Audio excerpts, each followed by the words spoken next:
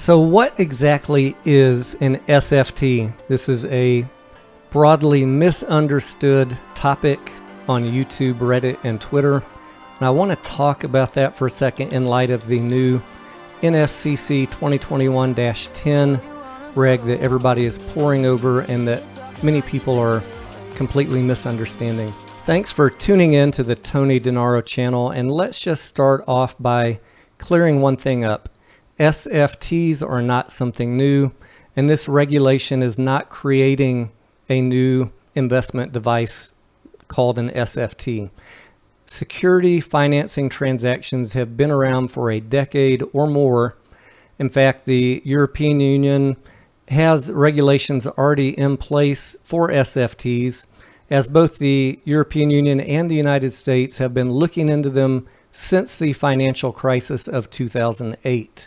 What this new regulation, the NSCC 2021-10, does is finally catch the United States up with the European Union in terms of regulating SFTs to help prevent another market crisis, another crash like we had in 2008. Let's take a look at the actual document, and I want to highlight a couple of things that people are misunderstanding. SFTs fall into the realm of what is called shadow banking. It's a way for firms to get cash without having to go to a traditional bank by pledging some of their stocks, bonds, mortgages, various other instruments in return for cash.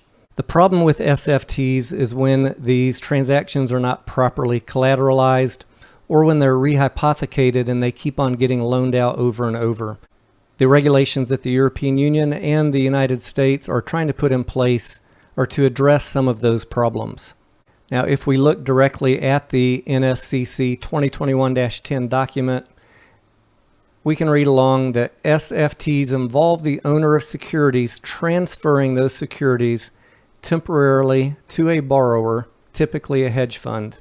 The purpose behind SFTs is to provide liquidity to markets, and they facilitate the ability of market participants to make delivery on short sales and thereby avoid failures to deliver, to avoid naked shorts and similar situations. That's what they've always been used for. That's what they will continue to be used for. Now, what the NSCC is going to do is not provide the loans. The borrower still needs to find a lender. The NSCC is not going to be lending cash to hedge funds. They're not the lender. The government is not the lender. The SEC is not the lender. The DTC is not the lender. The taxpayers are not the lender.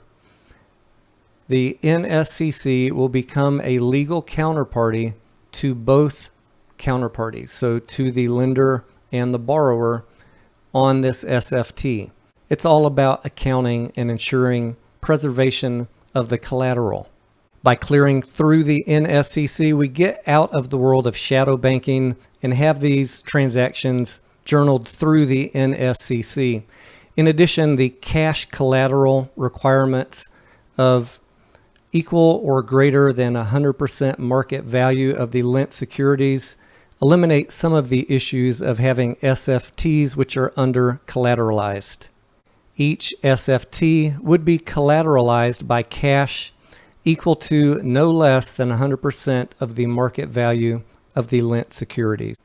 By going through the NSCC, they also have the ability to net down the cash collateral, which I don't want to get into a whole lot of complicated accounting things, but it gives them a more favorable treatment to record payables and receivables on their balance sheets than on a gross basis. A netted balance sheet can create significant capital benefits for market participants because it can reduce the amount of regulatory capital they must hold against SFTs under the U.S. supplementary leverage ratio and other capital requirements that favor a netted balance sheet.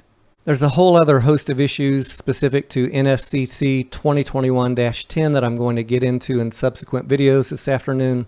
Just going to start off with the simple one. What is an SFT?